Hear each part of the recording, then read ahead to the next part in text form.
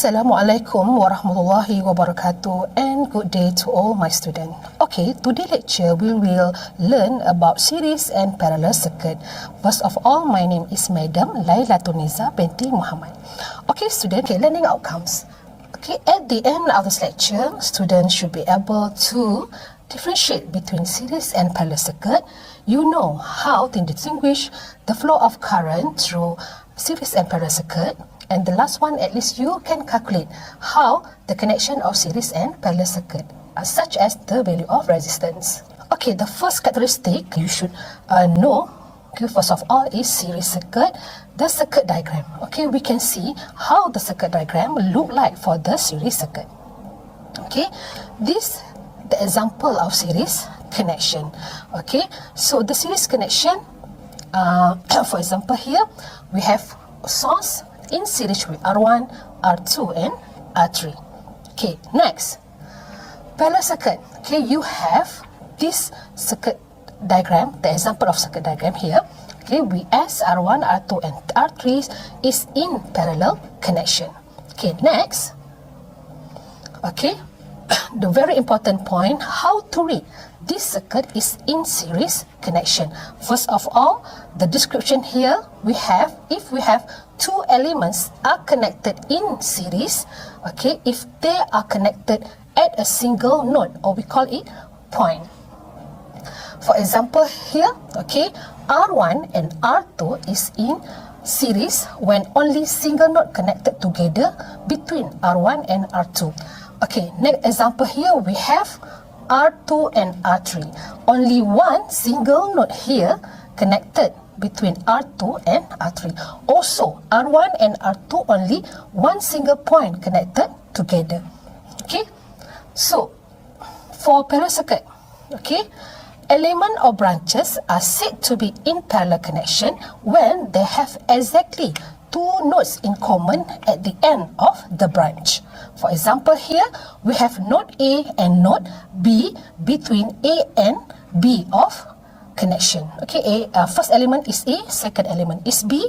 Okay, at the end of the point, you have two nodes in common. Okay, for this circuit, how to know this in parallel connection? Okay, first of all, for the first four branch, okay, and the next is second node, second. Okay, 1, 2, 3, 4. We have four elements here. We have S, R1, R2 and R3. All these four branch connected in parallel. Why? Because you have first and second two nodes in common at the end of these branches. Okay, so the third characteristic is current flow through the series circuit. Okay, we see the description first.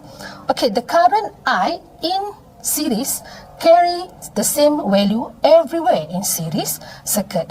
I flow through R1, R2 and R3 carrying the same value of current. Okay, so the equation here we get IS equals to IR1, IR2, IR3 and all in the element in series carry the same value of current I. Okay, next, for parallel circuit, okay, the total current IT will be divided to the branches in parallel circuit. The total current IT will be divided to the branches in parallel circuit that meet the KCL law we have learned before. Okay, here we have I total current will be divided into the three branches.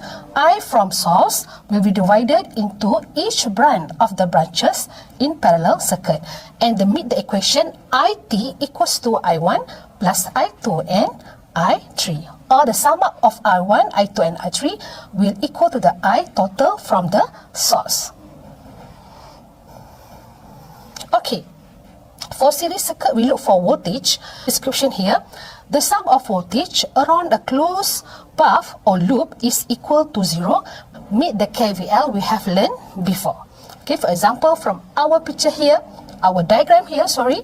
Okay, we as the voltage from the source will drop, okay, to the R1, R2 and R3. So voltage drop at R1, R2, R3, okay, we will sum up equal to the Vs. So the equation here is Vs equals to VR1 plus VR2 plus VR3 meet the KVL law. Okay, for parallel circuit, okay, the description here we have the voltage has the same value in each branch of a parallel. For example here, okay, from this diagram, okay, Vs, okay, we have voltage V1 drop at R1, V2 drop at R2, and V3 voltage drop at R3. So all the Vs, V1, V2, and V3 have the same value of voltage. This is parallel connection, and the voltage must be same through of each element. Okay, so meet the equation Vs equals to V1 equals to V2 and equals to V3. Okay, the last one for resistance value. For series circuit, total resistance is sum up all the resistance in series. So the equation here, R total equals to R1 plus R2 plus R3. Okay, for parallel, the total resistance need to simplify by using this formula. If you have more than 2 branches, we can use this equation. Or, okay, you have only 2 elements, R1 and R2. Okay, simplify the equation by using only this equation. Okay, resistor in series circuit. For example, here we have, okay, R1, R2, and R3. R1 is 10 ohm, R2 is 30 ohm, R3 is 100 ohm. Then, the solution here, you can get just sum up all the resistance in series. So R total, R1 plus R2 plus R3, the total resistance you get here is 140 ohms. Okay, the first example for parallel. Okay, when we have 2 resistors in parallel, for example here, you have R1 is 3 ohm, R2 is 6 ohm. How to determine the total resistance? You use this formula only. R total is equal to R1 multiplied by R2 over R1 plus R2. So you get the answer is 2 ohms. When you have more than 2 resistors in parallel, how to do it?